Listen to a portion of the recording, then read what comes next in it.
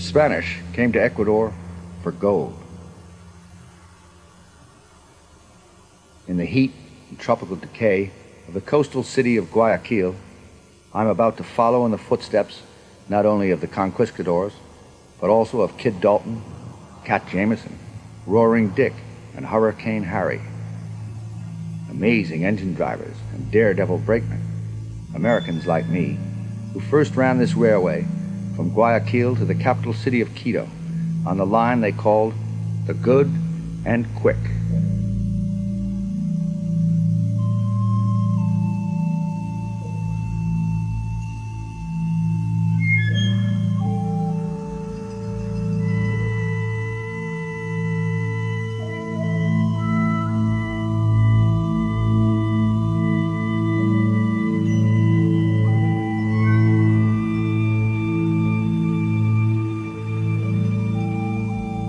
Quite early in the morning, before even the sun has got out of bed, on a Graham-greenish sort of a morning, full of subtle Latin menace, there is a river to cross before we get to the train.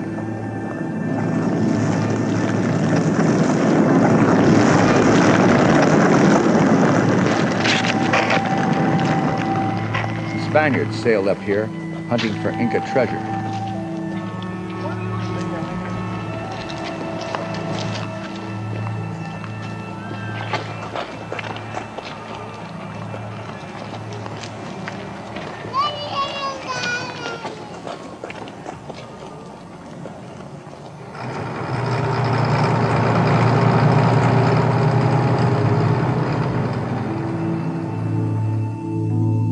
Ghostly figures, a river of ancient miseries, pilgrims maybe.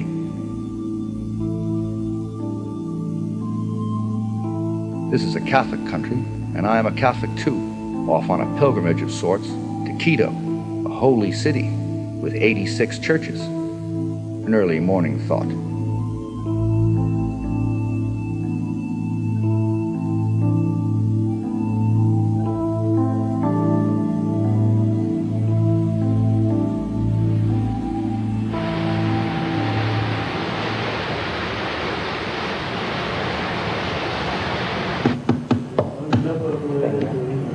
Póngame el número, pues.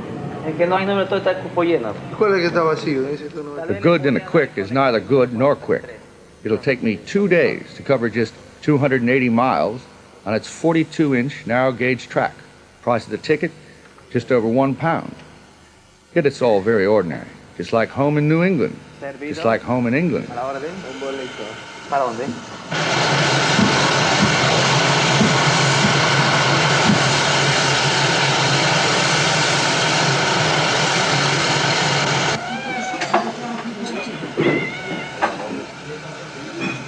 Half light and half asleep.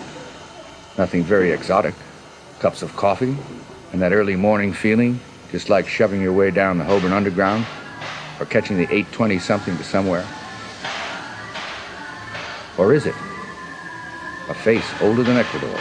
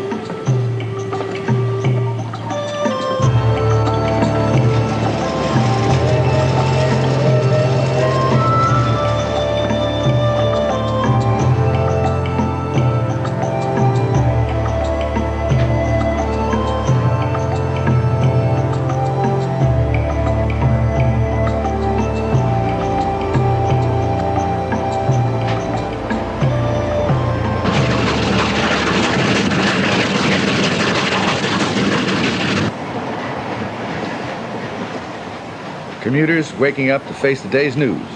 This is that South American rarity, a democracy with a free press. But it's not quite intercity, first class, Ecuadorian style.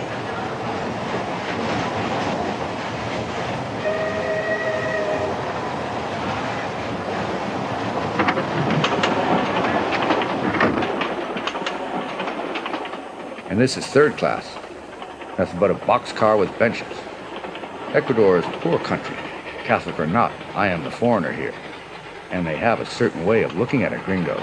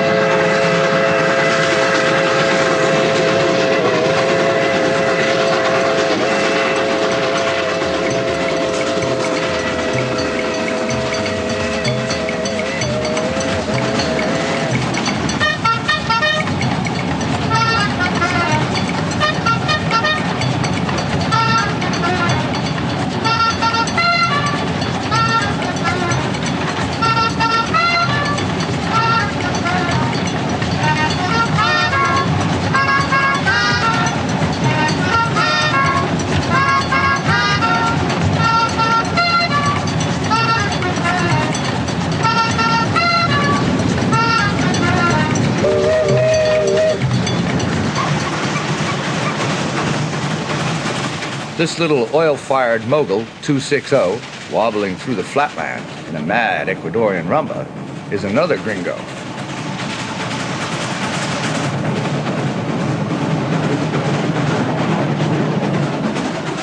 All the way from Philadelphia. It's an exotic place to end up when you're from Philadelphia.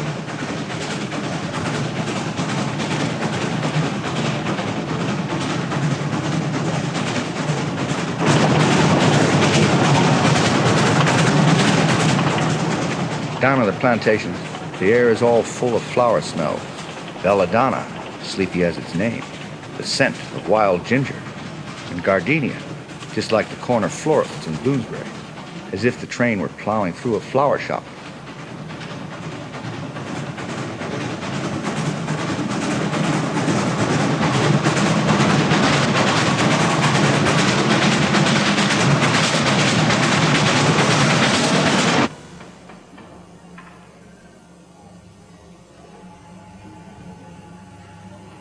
Up the track, in this run-down railway boom town called Bukai, they cannibalize old engines to keep the steam trains running.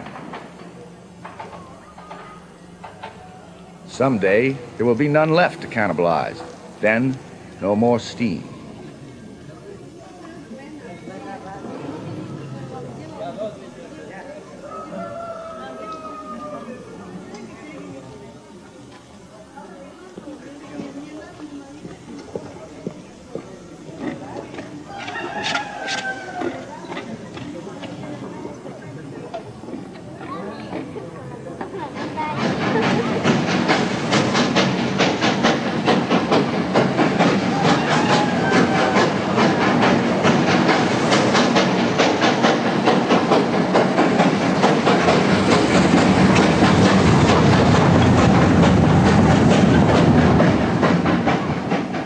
This is a train for the people. The rich drive motor cars, take the airplane, but the people ride the train.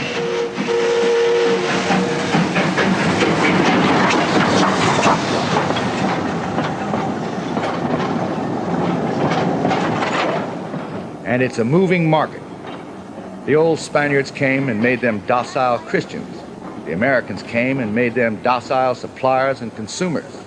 But this old train, a marvel of 19th century ironmongery, brings fish from the sea, fruit from the jungle, newspapers from the big city, and strangers like me from so far, far away, they wouldn't believe it.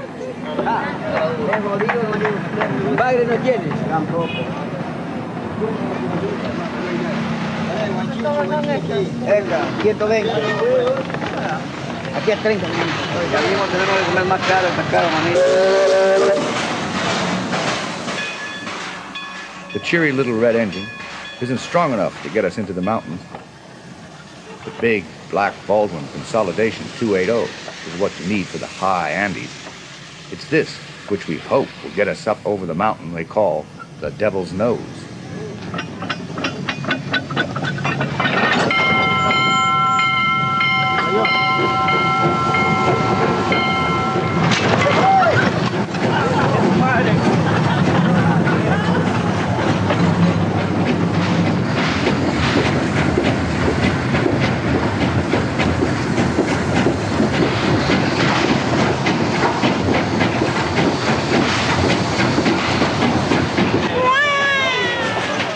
It's getting pretty crowded for a gringo in here, with money coming out, along with other things.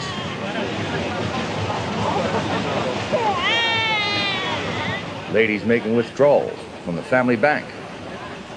And lunch coming out. All that meat and no potatoes.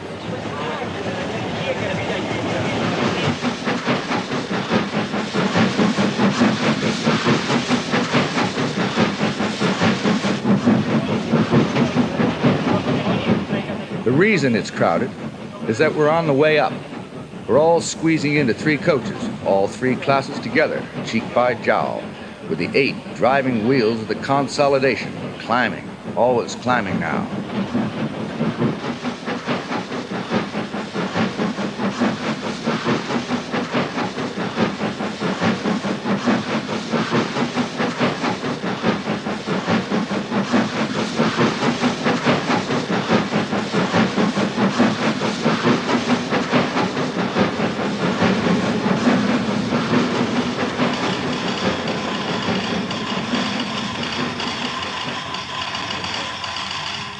Up the line at the Rio Bamba headquarters, they are trying to run the railway with the original equipment. Aló. Buenas tardes. ¿Bien nomás y usted?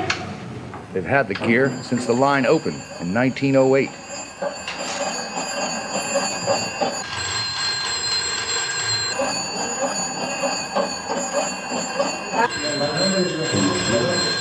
All this technology, and yet the train is late.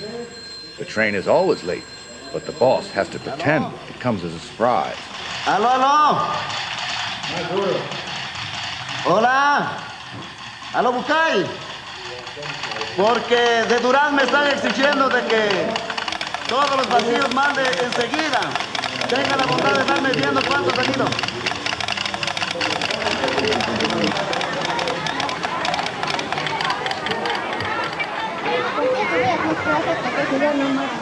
Meanwhile, back down the line, they are feeding the 5,000.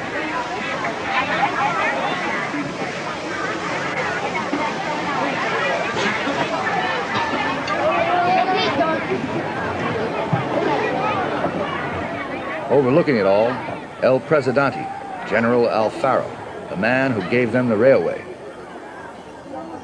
The people did not love him for it. One day, they hitched him up to 2 wild horses and pulled him apart. And still the train doesn't run on time.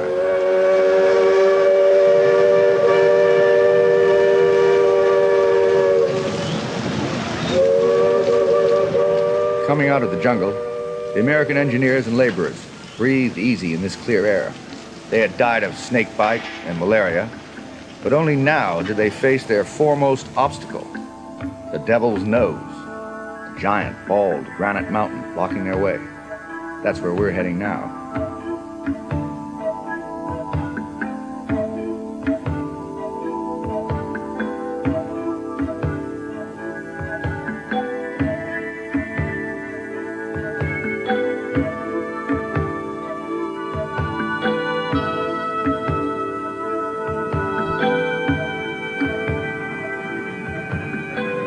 On the map, Ecuador seems like a tiny toehold on the Pacific coast of a sprawling continent.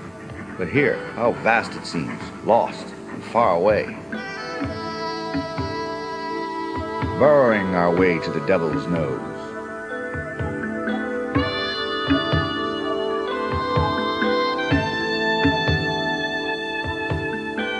We are high, and the air is thin, distorting reality, giving an edge to my worst fears, like the fear of falling. This is a hard country with hard men.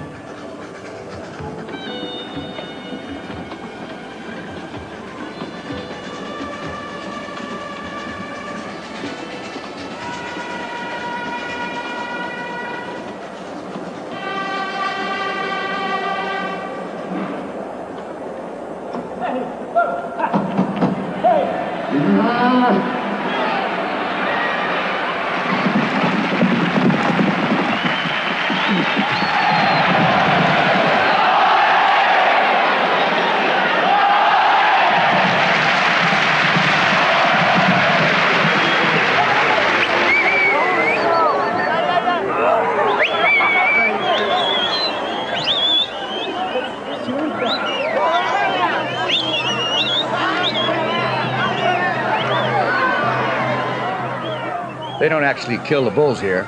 Bulls are too damned expensive, Jack. You don't go around killing bulls.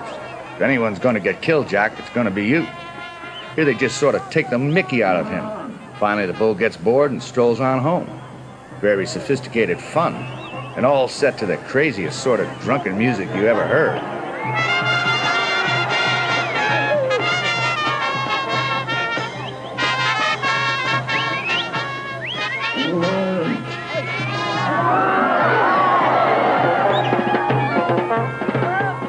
Rio Bamba City Slickers. 7 days they've been at it. They'll be at it 7 days more. This is the fiesta. They've always been like this, even before the Spaniards. Work hard, play hard, and become old. So very old before your time. That is the fate of the Indian, and it has never changed.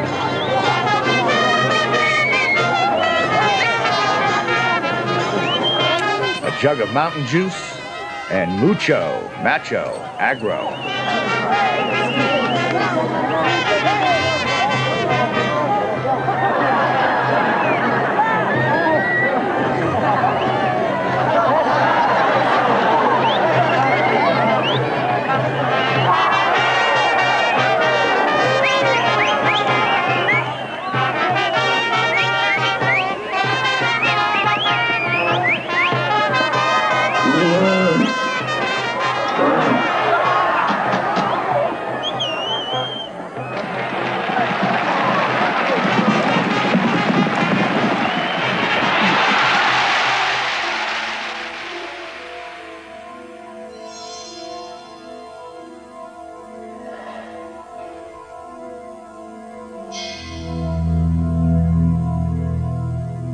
And this is the nightmare come true. This is the devil's nose for real.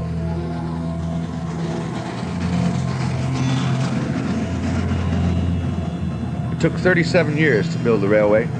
The devil's nose took 2 years alone. They couldn't get Americans to work here. They had to bring in convicts from Jamaica.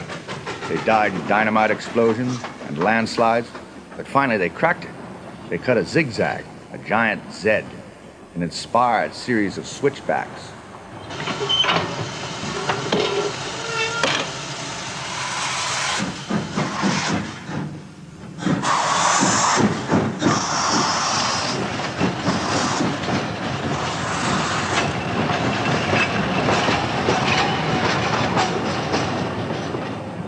Lateral thinking. If you can't go forward, go backwards.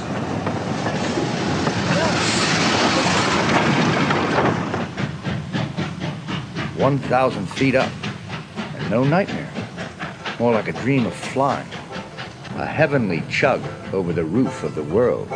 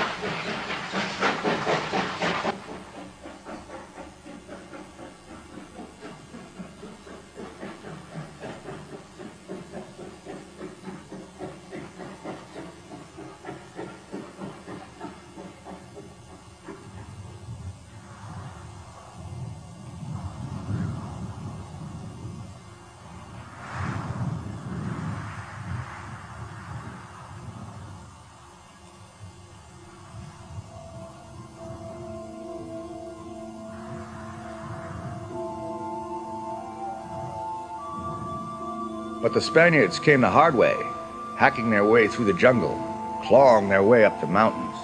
Their armor rusted, their horses dead. What did they find? A wilderness, a desert. 86 died, but more of them came. There was no stopping the Spanish march on Quito.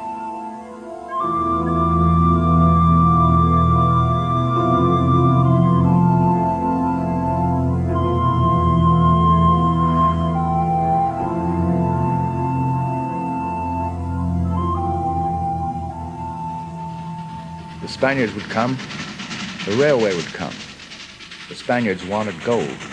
They brought death and civilization.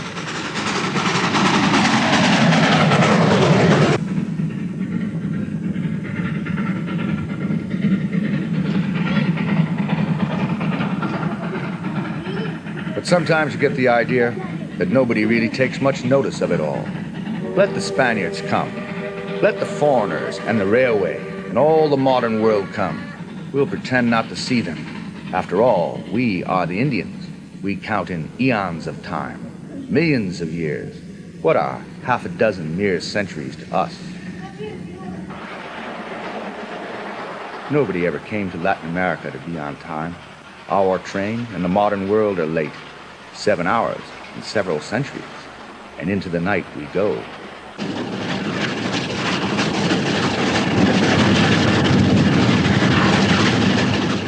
Into the desert night, following the hoof prints of the 200 Spaniards who had nothing between them and Quito but 15,000 Indians, the entire Inca army.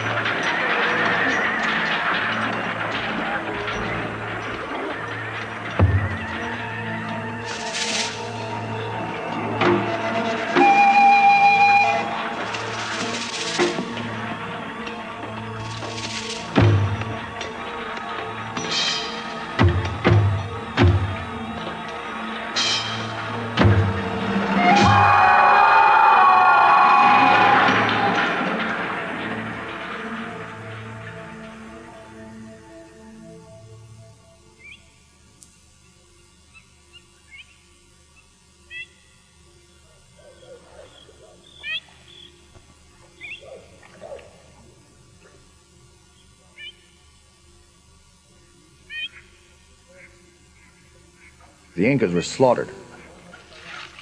The Spaniards won a famous victory, built a church, and pressed on for gold.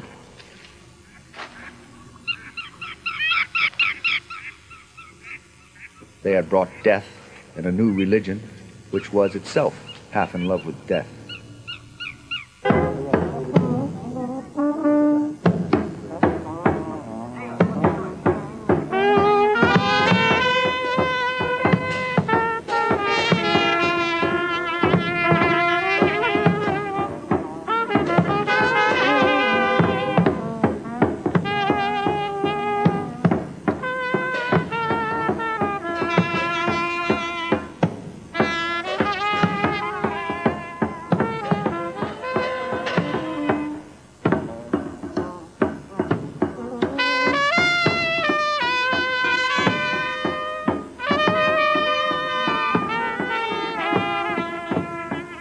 Conquering Christians gave the Indians a line into Western European culture. A people who had worshipped the sun now only had candles to light.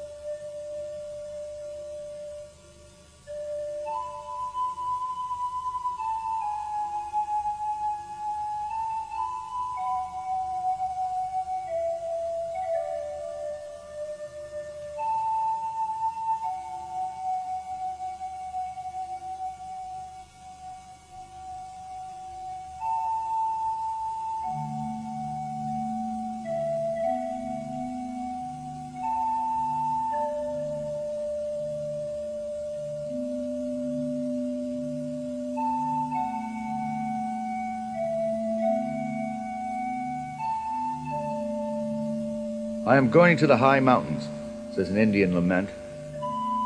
Perhaps there I shall be rid of my sorrow. I climb, I climb. The clouds are very close now. A landscape as old as the world.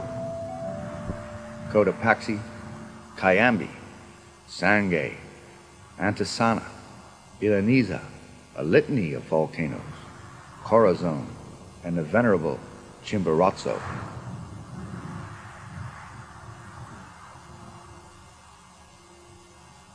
"16,000 feet up on the snow line of Chimborazo, high in the thin air of the Andes, a testament to the country's history, a permanent seam of gray ice centuries thick.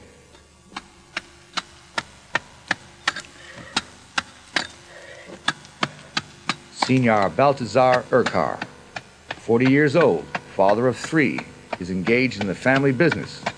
3 times a week, he climbs the volcano to bring ice down for the big city.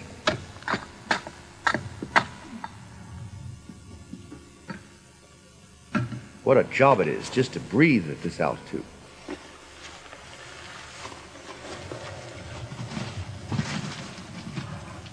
What were the Spaniards going to give to Senor Urcar, or the Americans bring to him on their railway? His way of life goes back 1,000 years.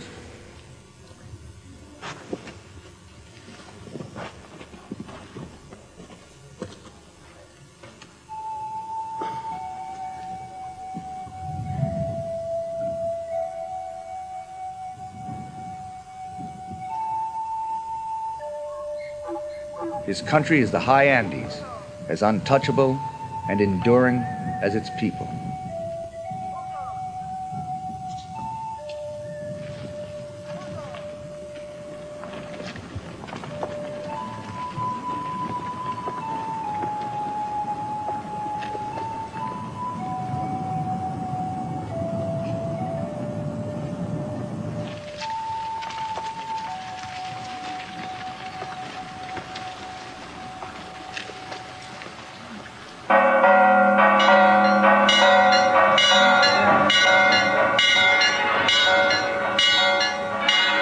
Riobamba and civilization. Reeling into the 20th century, hunchbacked like Quasimodo, he sweats and staggers like Christ on the Via della Rosa. Senor Urcar, the Iceman of the Equator. Spaniards under Don Sebastian de Benalcazar brought the blessings of the Holy Roman Catholic Church, where water was turned into wine and wine was turned into blood. And with that, these old Spaniards also opened the way for all the mixed blessings of the Western world.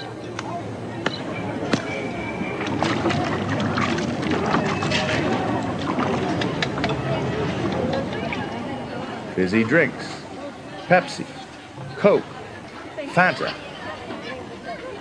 That was what Senor Urcar's labors on the mountain were for. He thirsted, and they gave him Fanta.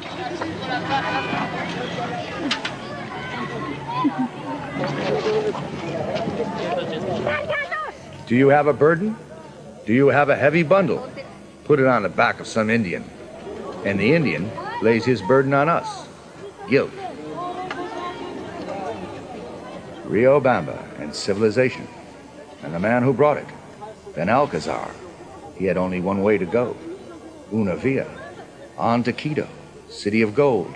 Onward to the 20th century. Love of my life, I will never leave you. You on my mind, wherever you are.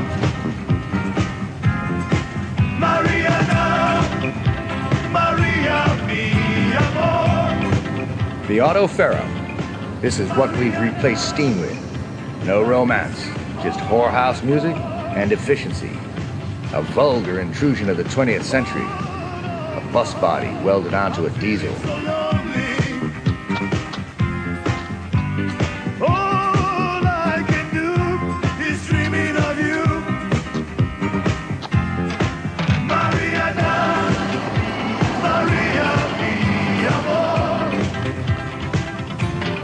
After the amazing weird desert, we have the gentle alpine scenery of a sort of Latin Switzerland.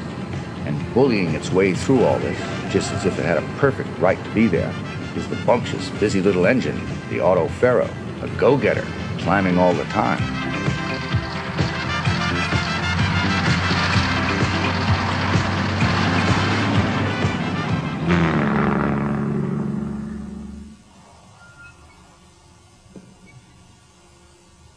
High and lonesome Urbina, nearly 12,000 feet up in the Andes, the highest point on the line, and lonely as a hotel room.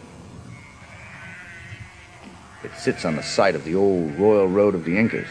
Messengers of the King Emperor ran barefoot, carrying royal decrees to Quito from the southern tip of the empire, 1,000 miles away, running in relays, messages by foot and mouth. Send 3 and 4pence, we're going to a dance.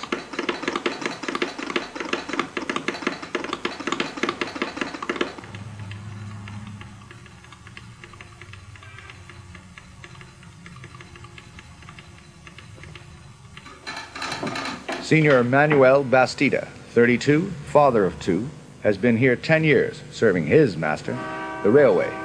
Each day, 1 train in each direction. ¿No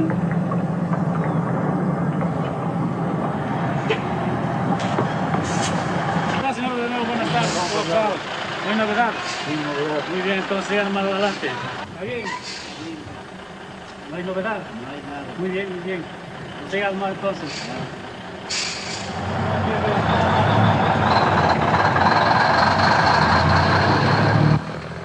2 trains a day, 2 brief conversations.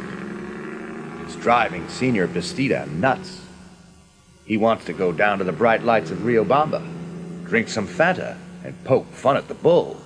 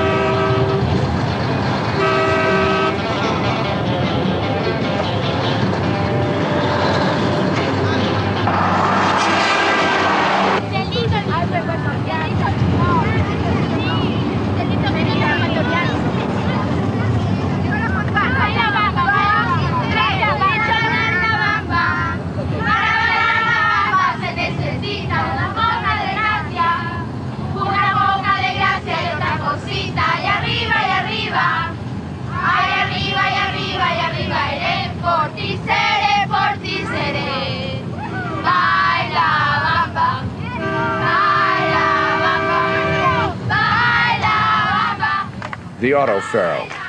Unreal, despite the noise. It seems a lifetime ago. The steam train, the mountains, the Indians. This diesel is the future of the railway.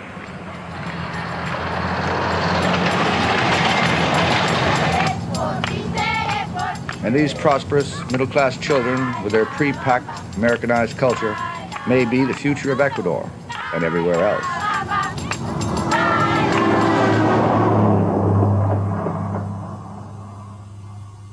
But some still hang on to the old ways. The inheritor of the conquistadors, Don Bolivar Lasso, direct descendant of Benalcazar's right-hand man, and yet not Spaniards, but Ecuadorians on horseback.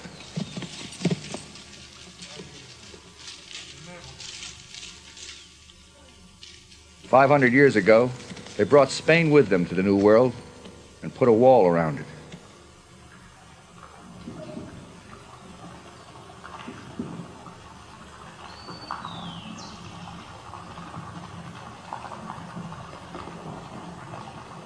Today, the railway track runs right across Don Bolivar's estate. Not that you'd ever notice. In Ecuador, rich and poor, jungle and mountain, wild, drunken times and saintly patience sit side by side.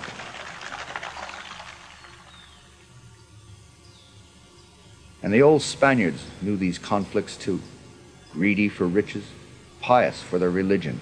they rode out one fine morning within sight of Quito.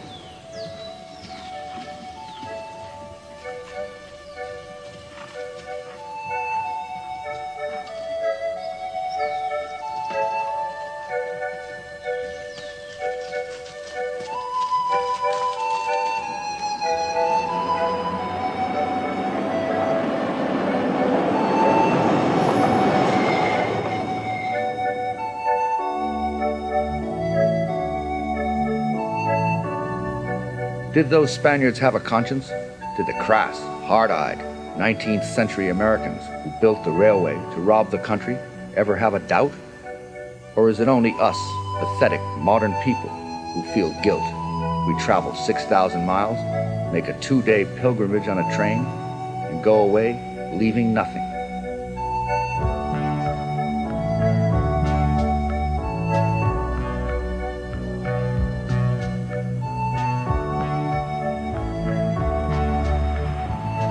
The Spanish made the same journey.